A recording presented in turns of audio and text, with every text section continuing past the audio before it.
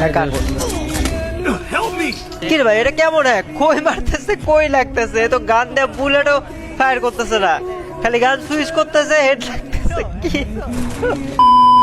Guys, video শুরুতে তোমরা ক্রুল gaming এর ম্যাচে যে হ্যাকারটাকে দেখতে পারলা, সেম টাইপের হ্যাকার কিন্তু পড়ে যায় আমাদের এই ম্যাচে। এন্ড হ্যাকারটা কিন্তু এই জায়গায় আমার তিনটা টিমমেটকেই মেরে দেয়। অটকিল, হ্যাঁ সত্যি অটকিল ভাই, গুলি পাল্টাইতেছে না, জাস্কের হাতে নিতেছে ভাই। গান আব্দুল্লাহ রুবিদা স্যার মাইরে দিতেছে।